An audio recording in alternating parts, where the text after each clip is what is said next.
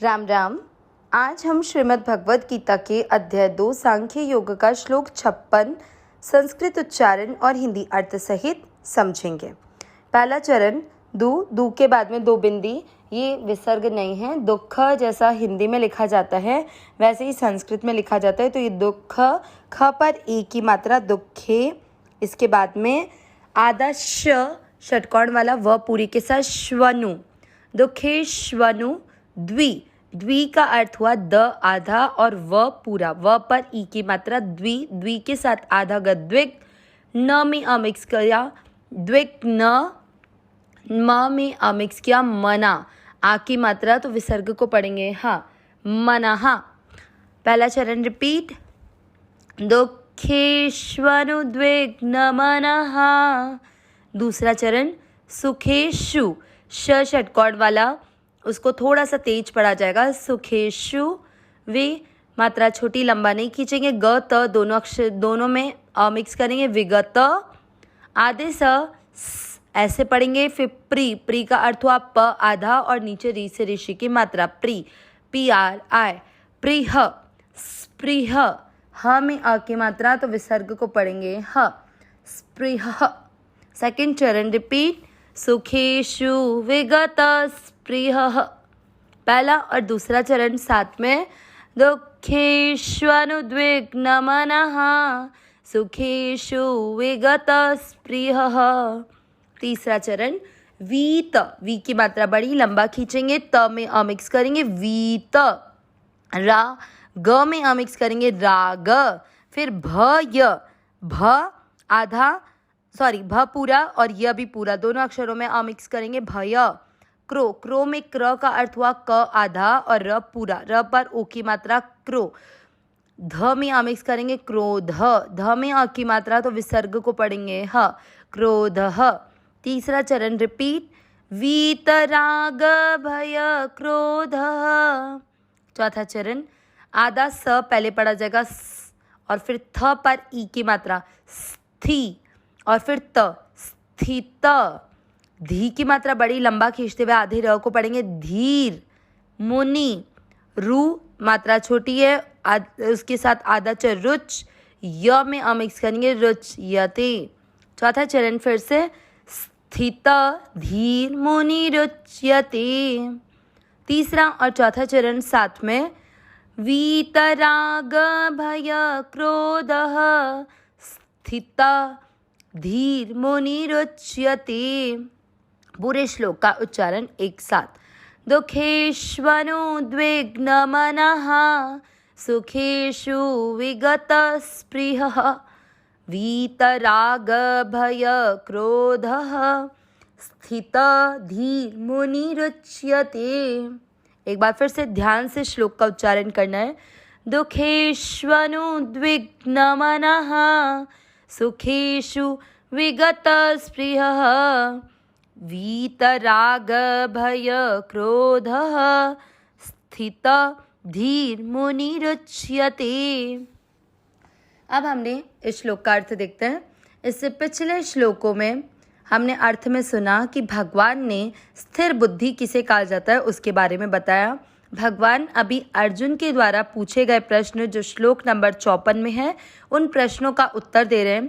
पहले अर्जुन ने प्रश्न किया था 54 श्लोक में कि स्थिर बुद्धि वाले मनुष्य के क्या लक्षण होते हैं, जिसका उत्तर देते हुए भगवान ने कहा कि जो मन में आने वाली हर कामनाओं का भली भांति त्याग कर देता है और जो अपने स्वरूप में स्थित रहता है, मतलब जो अपने आप से अपने आप में संतुष्ट रहता है, क्योंकि वो अपने स्वरूप में स्थित है तो वो सुख के भंडार में स्थित है, इसलिए उसे इस संसार के तुच्छ भोगों की तरफ किसी भी तरह से कोई ध्यान नहीं जाता।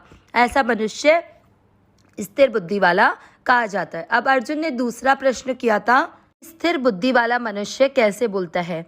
अब अर्जुन के इस दूसरे प्रश्न का उत्तर भगवान आज के श्लोक 56 के माध्यम से देंगे कि स्थिर बुद्धि वाला मनुष्य किस प्रकार से बोलता है। एक एक शब्दों के अनुसार अर्थ निकालते हैं।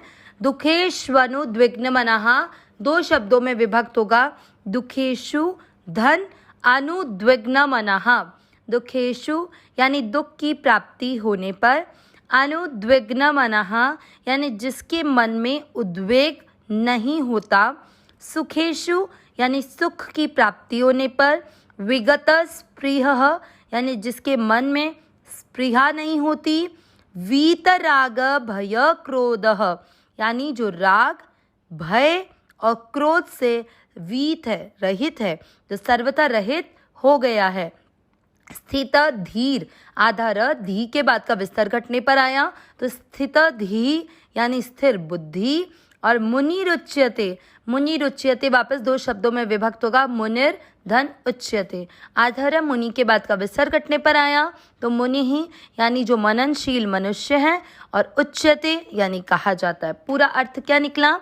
दुखों की प्राप्ति होने पर जिसके मन में उद्वेग नहीं होता, और सुख की प्राप्ति होने पर जिसके मन में स्पृहा नहीं होती, जो राग भय और क्रोध से सर्वथा रहित हो गया है, वह मननशील मनुष्य स्थिर बुद्धि कहा जाता है।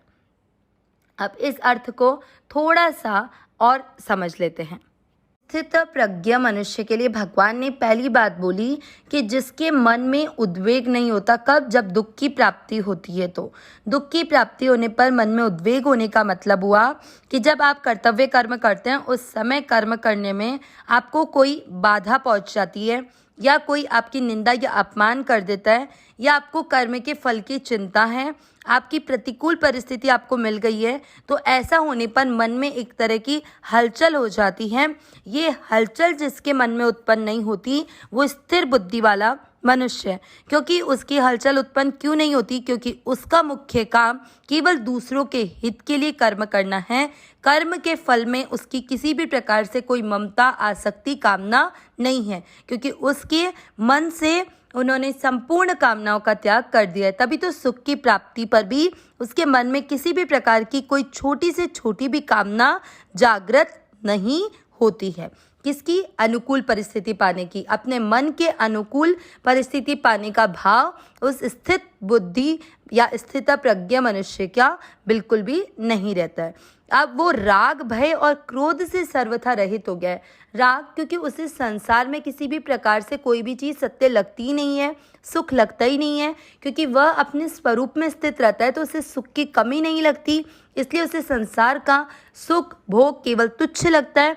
इसलिए उसका किसी भी चीज़ से कोई भाव नहीं रहता, उससे किसी भी चीज़ से इतना अटैचमेंट नहीं, कोई वस्तु नहीं, कोई व्यक्ति नहीं, कोई स्थान नहीं, तो इसलिए वह हमेशा राग से रहित रहता है।